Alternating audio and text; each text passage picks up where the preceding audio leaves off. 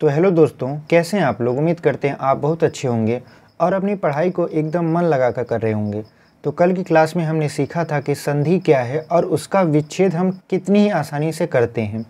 आज की क्लास में हम आपके लिए लेकर आए हैं 30 प्रश्न जो कि आपकी संधि के हैं और उनको बहुत ही आसानी से हम लोग क्या करेंगे, सॉल्व करेंगे। और वे सभी प्रश्न बहुविकल्पी होंगे जो कि आपके कहीं न कहीं प्रीवियस ईयर के क्वेश्चन हैं या ऐसा है जो कि आपका अगला जो आप 2025 में बोर्ड एग्ज़ाम देंगे उसमें पूछा जा सकता है।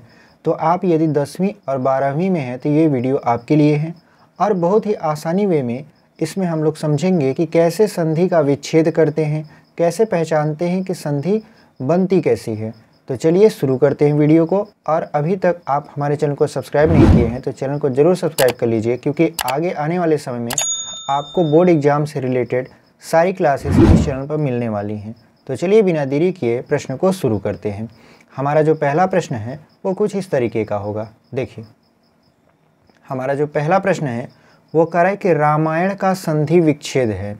देखिए आपसे क्या पूछ रहा है, रामायण का संधि विच्छेद है। आपके पास 4 ऑप्शन है, रामाधन अयण, रामधन आयण, रामधन अयण, राधन मायण। तो आपका जो सही होगा वो होगा रामधन अयण। कैसे, देखिए कल आपने पढ़ा था कि दीर्घ स्वर संधि क्या होता है। दीर्घ स्वर संधि में आपने पढ़ा था कि दोनों शब्द मिलकर बड़ी मात्रा में लाते हैं। तो यहाँ पे राम धन अयण जो है, यहाँ पर देखिए जब आप रा बोलेंगे राम तो यहाँ पे अ की मात्रा आ रहा है और यहाँ पर भी क्या है, अ है।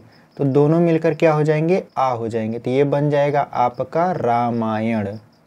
ठीक है, क्या बन जाएगा, आपका रामायण बन जाएगा। तो यदि आप हमारा ये वाला टेस्ट वाला वीडियो देख रहे हैं और थ्योरी वाला वीडियो नहीं देखे हैं तो पहले जाके उसे देखिए, उसके बाद इस टेस्ट को लगाइए। आपको बहुत ही क्लास एकदम मक्खन की तरह लगेगी और बहुत ही आसानी में आपको समझ में भी आएगा।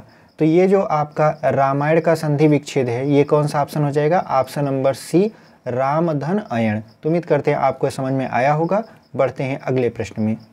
देखिए हमारा जो अगला प्रश्न है वो कह रहा है कि वाचनालय का संधि विच्छेद है। किसका, वाचनालय का। तो देखिए वाचनालय का संधि विच्छेद क्या होगा, 4 ऑप्शन आपके पास हैं, वाच धन नालय, वाचन धन आलय, वाचना धन आलय, वाचन धन अलाय। तो ये तो होगा नहीं, अलाय, आलय वाला हो सकता है। तो कौन सा आलय है, एक ये है आलय, एक ये है। लेकिन ध्यान समझिए, यहाँ पे दिया है वाचन और यहाँ पे दिया है वाचना। तो वाचना कोई शब्द नहीं होता, इसका कोई अर्थ नहीं होता, तो ये नहीं होगा। ये तो पहले नहीं होगा क्योंकि यहाँ नालय लगा है, तो यहाँ ये खत्म हो जाएगा। तो कौन सा बचा आपका, ऑप्शन नंबर बी, यानी वाचनालय का सही संधि विच्छेद होगा आपका वाचन धन आलय।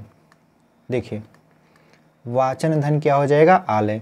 और ये कौन सी संधि है, तो ये है आपका दीर्घ स्वर संधि। अगर आपसे पूछ ले कि इसमें कौन सा संधि है तो ये हो जाएगा दीर्घ स्वर संधि।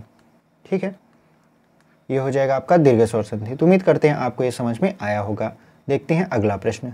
देखिए हमारा जो अगला प्रश्न है वो कह रहा है कि सचिंद्र का संधि विच्छेद है। सचिंद्र का क्या, संधि विच्छेद आपसे पूछ रहा है। तो सचिंद्र का संधि विच्छेद क्या होगा, यहाँ पे देखिए, देखते हैं। पहला लिखा है सची धन इंद्र, सच धन इंद्र, सची धन इंद्र और सची धन ऐन्द्र। तो ऐन्द्र का होगा नहीं, इंद्र का होगा नहीं। इंद्र और इंद्र दोनों में हो सकता है, लेकिन ध्यान समझिए यहाँ पे है अ। जब आप सच बोल रहे हो तो यहाँ पे अ आ रहा है, अ और ई मिलकर ए हो जाता है। ठीक है, आपने पढ़ा था गुण स्वर संधि में। तो यहाँ पे ये तो होगा नहीं, तो कौन सा हो जाएगा, सच्ची, मतलब बड़ी वाली ई यहाँ पर है और यहाँ पर है छोटी वाली ई। ठीक है, यहाँ पे कौन सा ई है, यहाँ पे है बड़ी वाली ई और यहाँ पर है छोटी वाली ई। तो दोनों मिलकर क्या बन जा रही हैं, बड़ी ई। यानी ये होगा तो दीर्घ स्वर संधि। ये कौन सा संधि होगा, आपका दीर्घ स्वर संधि होगा। और ये आपका ऑप्शन ए जो है सही होगा। तो उम्मीद करते हैं आपको ये समझ में आया होगा। देखते हैं अगला प्रश्न। देखिए अगला जो प्रश्न है हमारा वो कह रहा है कि गविनी का संधि विच्छेद है। तो गविनी का संधि विच्छेद क्या हो जाएगा, तो देखिए गविनी का है जो आपका पहला ऑप्शन गो धन इनी, फिर है ग धन विनी, फिर है गा धन इनी, फिर है गौ धन इनी। ठीक है, लेकिन यहाँ पे है गविनी। तो देखिए गो धन इनी ये हो सकता है, ग धन विनी नहीं होगा, गा धन इनी ये भी नहीं होगा, गौ धन इनी ये दोनों में से कोई एक होगा। आपने कल पढ़ा था आपका ये यण स्वर संधि, तो यण स्वर संधि में पढ़ा था कि ओ क व हो जाता है और अव क आव हो जाता है, ठीक है। तो यहाँ पे देखिए ये आपका अयादी स्वर संधि में आपने पढ़ा था, ओ का अव हो जाता है और अव का आव हो जाता है। यानी यदि ओ की मात्रा होती है तो उसकी जगह पर लगता है अव, और यदि अव की मात्रा रहती है तो उसकी जगह पर लगता है आपका आव। अब ध्यान समझिए, यहाँ पर किसकी मात्रा लगा है, गविनी, तो अव की मात्रा आ रहा है, और यहाँ पर कौन सी मात्रा है, ओ की। यानी कौन सा विकल्प आपका सही होगा, आपका ए जो वाला विकल्प है वो आपका सही उत्तर होगा, डी वाला नहीं होगा। कारण क्या है, ये हो जाएगा आपका गाविनी, लेकिन हमसे पूछा क्या था, गविनी का। तो उम्मीद करते हैं आपको ये समझ में आया होगा। देखते हैं अगला प्रश्न।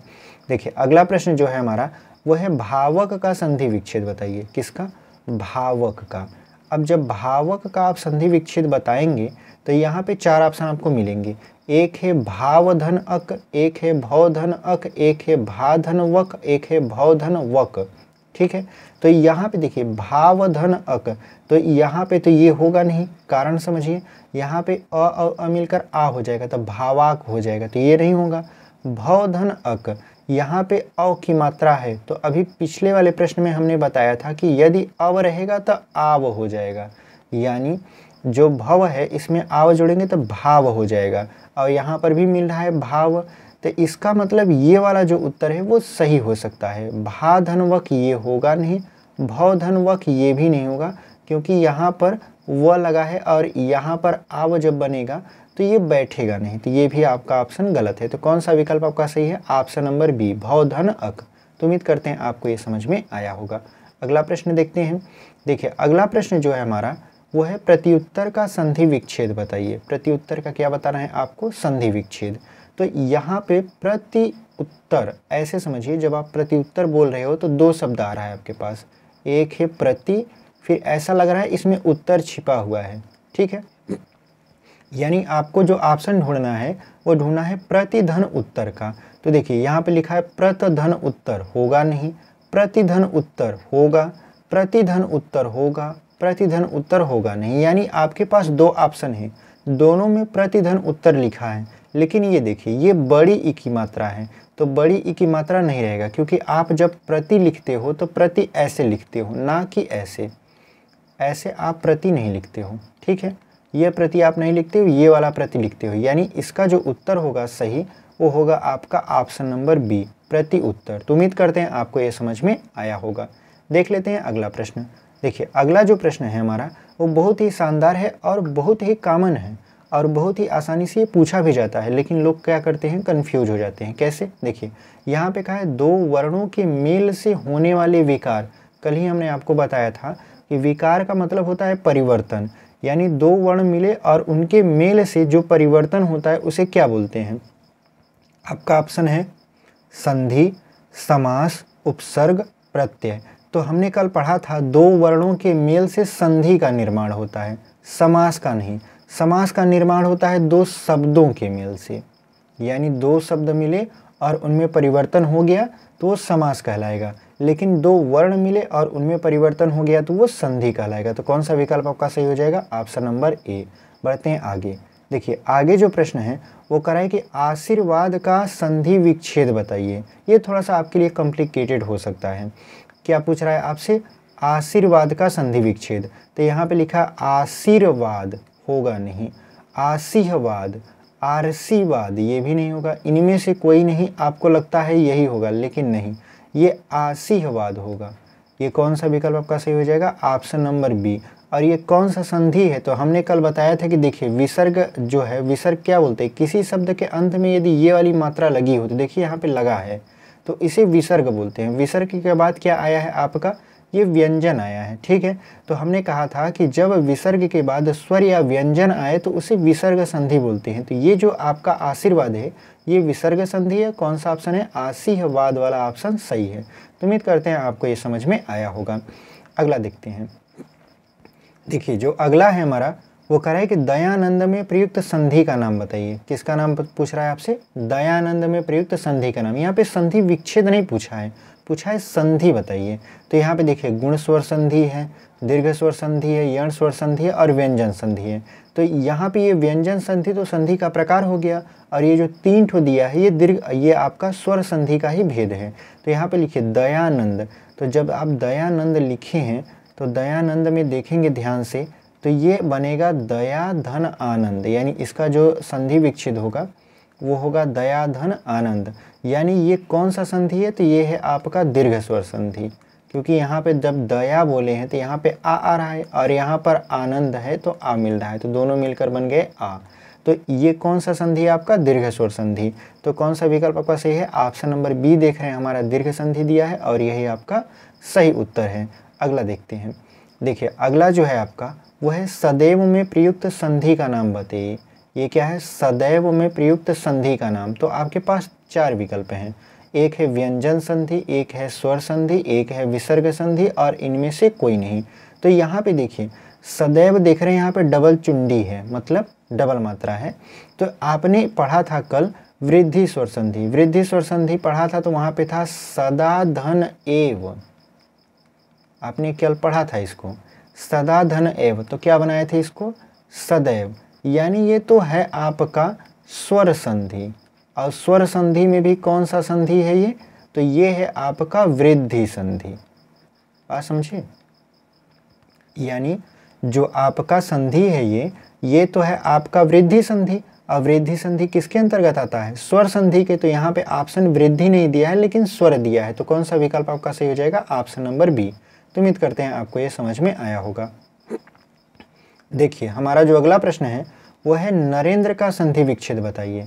नरेंद्र का संधि विच्छेद क्या होता है? ये भी बहुत ज़्यादा पूछा जाता है। तो देखिए नरेंद्र जो है आपका पहले आपका 4 ऑप्शन देख लेते हैं। यहाँ पे दिया है नर धन इंद्र, नरे धन आधा न फिर द्र, फिर दिया है नर धन ऐन्द्र, फिर दिया है नरे धन इंद्र। तो ये तो होगा नहीं नरे धन इंद्र, ये भी नहीं होगा, ये भी नहीं होगा। तो कौन सा होगा आपका? नर धन इंद्र। और ये कौन सा संधि है? तो ये आपका गुण स्वर संधि है। ठीक है, ये कौन सा संधि है आपका? गुण स्वर संधि। देख लेते हैं आगे। देखिए आगे जो है आपका लिखा है महेश्वर का संधि विच्छेद। बहुत कॉमन नाम पूछा जाता है और बहुत ही इंपॉर्टेंट नाम पूछा जाता है महेश्वर। तो महेश्वर का कल आपकी क्लास में भी बताए थे। महेश्वर का महाधन ईश्वर क्या होता है आपका? महाधन ईश्वर होता है। तो आप ऑप्शन देखिए, यहाँ पे लिखा है महेधन स्वर नहीं होगा, महेधन ईश्वर ये भी नहीं होगा, महेश धन वरह ये भी नहीं होगा, महाधन ईश्वर ये होगा। तो उम्मीद करते हैं आपको ये समझ में आया होगा। और ये कौन सा संधि है? ये भी आपका गुण स्वर संधि है। तो देख लेते हैं आगे। देखिए आगे जो है वो लिखा है यद्यपि का संधि विच्छेद। कल की क्लास में ये क्वेश्चन था, ये था यद्यपि। तो यद्यपि क्या होता है? यद्यप का हम लोग संधि विच्छेद किए थे यदि धन अपि में, यदि धन अपि में होता है। और ये कौन सा संधि था? तो ये था आपका यण स्वर संधि। ये कौन सा संधि था आपका? तो यण स्वर संधि था। तो यहाँ पे देखिए कौन सा ऑप्शन मिल रहा है, यहाँ लिखा है यद्य धन अपि।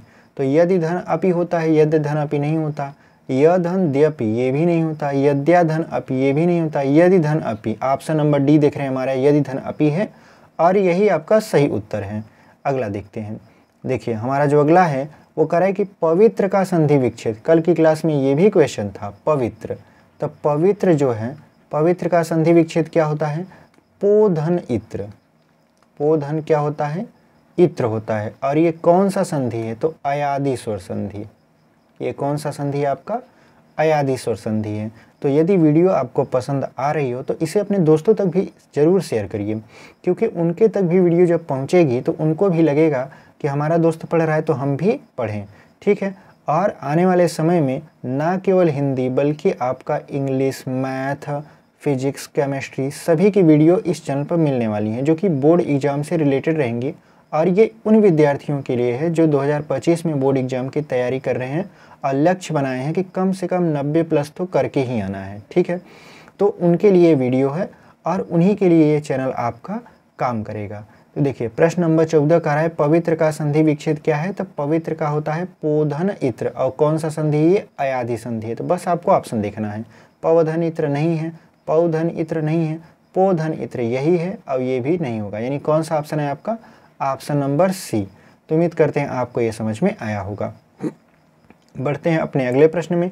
देखिए हमारा जो अगला प्रश्न है वो कह रहा है सायक का संधि विच्छेद बताइए। किसका बताना है आपको?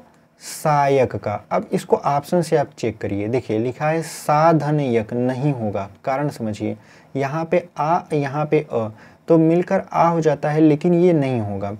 अब देखिए से धन अक ये हो सकता है, सै धन अक ये भी हो सकता है, साय धन अक ये नहीं हो सकता। यानी दो ऑप्शन है हमारे पास जो कि हो सकते हैं। अब देखिए यहाँ पर ए की मात्रा लगा है, तो ए के बाद यदि कोई भिन्न स्वर आता है तो ए का अय हो जाता है। तो यहाँ पे यदि इसका बनाएंगे तो हो जाएगा सयक, जो कि आपका नहीं होगा। तो कौन सा बचता है? ऑप्शन नंबर सी जो कि दिया है सै धन अक, और यही आपका सही उत्तर हो जाएगा। तो उम्मीद करते हैं आपको ये समझ में आया होगा। बढ़ते हैं अगले प्रश्न में। लिखा है सुरेश का संधि विच्छेद बताइए। बहुत ही पॉपुलर और बहुत ही आसान क्वेश्चन। सुरेश का संधि विच्छेद बताइए। तो यहाँ पे सुरेश का क्या हो जाएगा? सुराधन इस नहीं होगा, सुरधन इस हो सकता है, सुराधन इस नहीं हो सकता, सुरधन एस नहीं हो सकता। यानी कौन सा ऑप्शन होगा? Option number B. ये कौन सा संधि है? तो देखिए जब अ और ई मिलते हैं और ए मिलता है तो हमारा होता है गुण स्वर संधि। तो ये कौन सा संधि है आपका? ये तो है आपका गुण स्वर संधि। और कौन सा विकल्प आपका सही है? ऑप्शन नंबर बी, यानी सुरधन इसका हो जाएगा सुरेश। उम्मीद करते हैं आपको ये समझ में आया होगा। अगला देखते हैं। देखिए दिया है गिरीश का संधि विच्छेद बताइए। किसका बताना है? गिरीश। तो गिरीश किसका संधि विच्छेद है? तो देखिए गिरिधन ईश होता है। इसका क्या होता है? गिरिधन ईश बनता है आपका गिरीश। ठीक है, अब बस आपको ऑप्शन मैच कराना है। तो देखिए गिरिधन ईश, ईश तो ठीक है, लेकिन यहाँ पे देखिए यहाँ पे ऐसे मात्रा होना चाहिए था जो कि नहीं है, यानी ये ऑप्शन आपका सही नहीं है। गिरिधन ईश ये मैच कराए और यही सही होगा। गिर ईश ये नहीं होगा, गिर ईश ये नहीं होगा। यानी कौन सा ऑप्शन आपका सही होगा? Option number B. और ये कौन सा संधि है? तो ये आपका है गुण दीर्घ स्वर संधि। ये कौन सा संधि है आपका? दीर्घ स्वर संधि। क्योंकि कल आपने पढ़ा था कि दो मात्रा मिलकर यदि बड़ी मात्रा बनाती हैं तो उसे बोलते हैं दीर्घ स्वर संधि। अगला देखते हैं। देखिए अगला दिया है भानुदय का संधि विच्छेद बताइए। तो भानुदय का संधि विच्छेद क्या होगा? भानुधन उदय। भानुधन क्या हो जाएगा आपका? उदय हो जाएगा। भानु मतलब सूर्य, उदय मतलब उगना, यानी भानुदय सूर्य का पर्यायवाची है। तो यहाँ पे देखिए भानुधन उदय हो सकता है। भानु यहाँ पे देखिए ये मात्रा जो है ये छोटी की मात्रा है, जबकि यहाँ पे कौन सी मात्रा लगनी चाहिए? बड़ी की। तो ये नहीं होगा। यहाँ पर भी छोटी मात्रा नहीं होगा, ये होगा नहीं, क्योंकि यहाँ पे उदय होना चाहिए था लेकिन दय लिखा है। तो कौन सा विकल्प आपका सही हो जाएगा? ऑप्शन नंबर ए देख रहे हैं, हमारा भानु प्लस उदय लिखा है और यही आपका सही उत्तर हो जाएगा। अगला प्रश्न देखते हैं।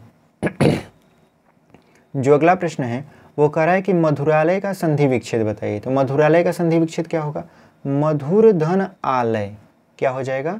मधुर धन आलय। आलय का मतलब होता है घर और मधुर का मतलब आप जानते हो मीठा होता है। यहाँ लिखा है मधुरा धन लय, कभी नहीं।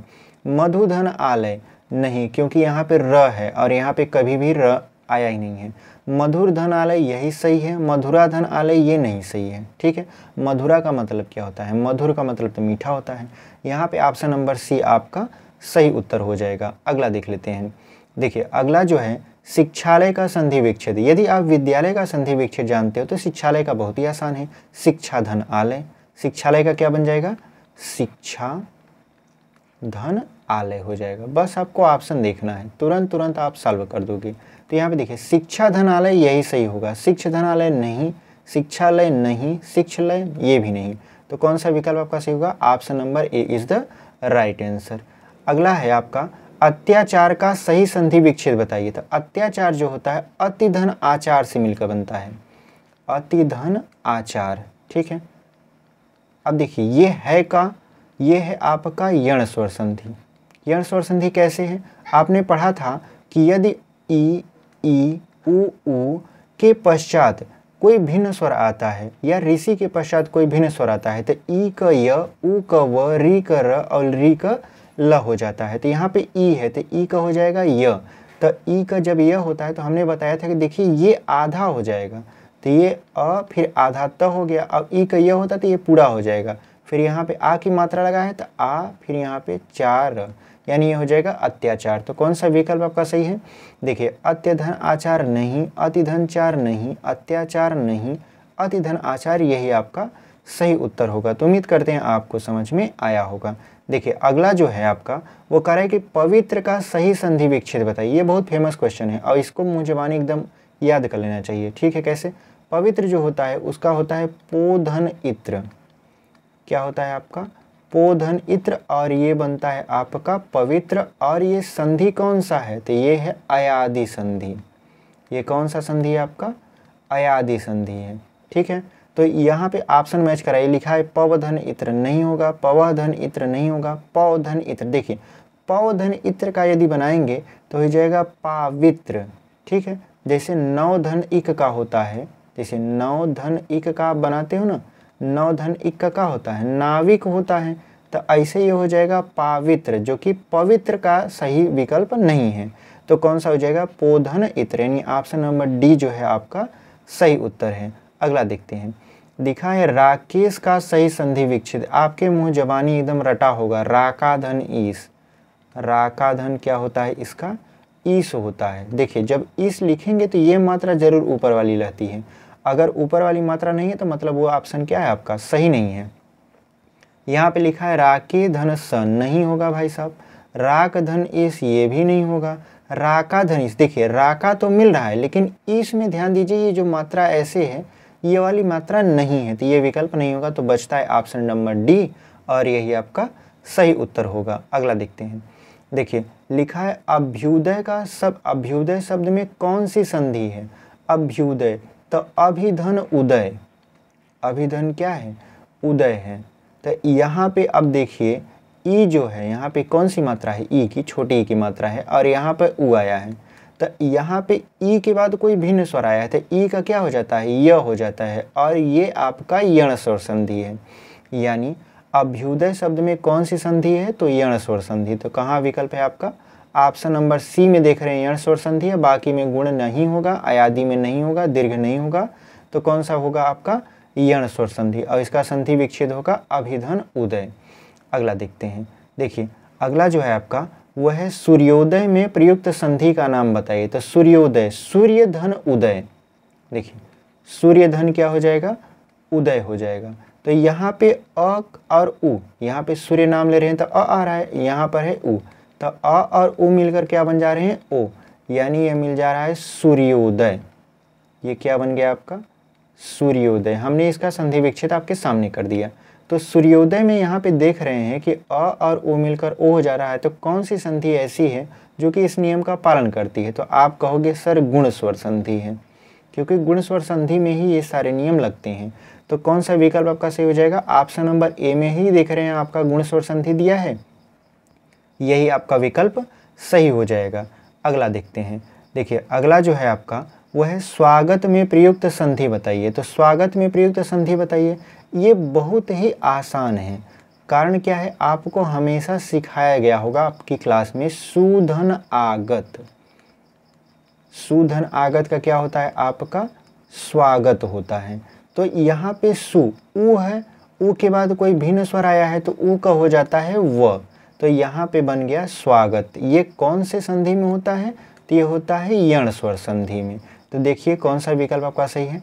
यहाँ पे देख रहे हैं ऑप्शन नंबर ए में यण स्वर संधि दिया है, और वही आपका सही उत्तर हो जाएगा। तो देखते हैं अगला।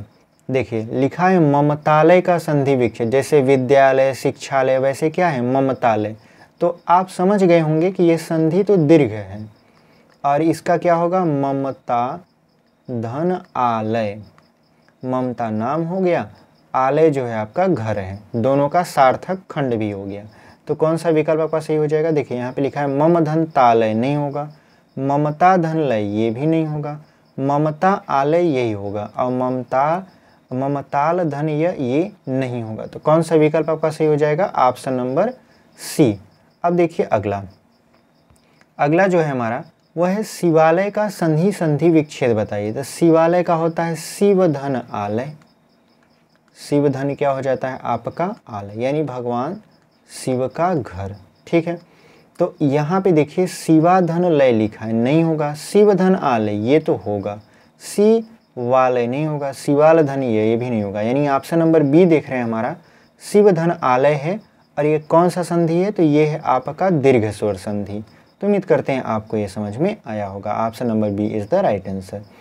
हमारा जो है अगला प्रश्न वो कर रहा है भानुदय में प्रयुक्त संधि का नाम बताइए। तो अभी हमने पिछले प्रश्न में देखा था कि भानुदय कौन सी संधि है, लेकिन यहाँ पे देखिए दिया है व्यंजन संधि, दीर्घ संधि, गुण संधि और वृद्धि संधि। तो यहाँ पे हमने उसका जब विच्छेद किया था तब मिलकर आया था भानुधन उदय। तो भानुधन उदय का क्या हो जाता है, आपका भानुदय हो जाता है। और ये आपका दीर्घ स्वर संधि है। तो कौन सा विकल्प आपका सही हो जाएगा, ऑप्शन नंबर बी देख रहे हैं हमारा, बाकी सब क्या है, गलत हैं, बाकी सब गलत हैं। कौन सा विकल्प आपका सही हो जाएगा, option number B is the right answer, दीर्घ स्वर संधि।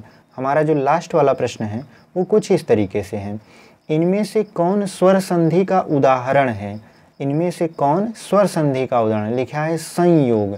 देखिए संयोग का जब संधि विकसित करेंगे तो होता है समधन योग, और ये व्यंजन संधि है। यहाँ पे लिखा है मनोहर, मनोहर का जब संधि विकसित करेंगे तो लिखेगा मनः धन हर, ये भी व्यंजन संधि है। नमस्कार का होता है नमः धन आकार, ठीक है, नमः धन कार होता है, आकार नहीं। तो यहाँ पे लिखा है पवन, पवन का होता है पो धन अन, और आप जानते हो ये विसर्ग संधि, ये भी विसर्ग संधि, ये व्यंजन संधि है। तो ये बचता है आपका स्वर संधि, और स्वर संधि में भी ये यण स्वर संधि है। तो कौन सा विकल्प आपका सही हो जाएगा, ऑप्शन नंबर डी देख रहे हैं हमारा, पवन लिखा है, और यही आपका सही उत्तर हो जाएगा। तो उम्मीद करते हैं आपको ये जो 30 प्रश्न हम करवाए हैं संधि का समझ में आया होगा। और यदि वीडियो अच्छी लग रही है तो इसे सब्सक्राइब करिए और अपने दोस्तों तक भी इसे शेयर करिए, ताकि उन्हें भी पता चल सके कि इस चैनल पर आपका बोर्ड एग्जाम से रिलेटेड सभी क्लासेस चालू हो चुकी हैं। और ज़्यादा से ज़्यादा लोगों तक इसे शेयर करके पहुँचाइए, ताकि वो भी अपनी तैयारी को शुरू से ही बेहतर बनाएं। तो मिलते हैं आपसे अगले प्रैक्टिस में या अगले किसी एक टॉपिक में, तब तक के लिए धन्यवाद।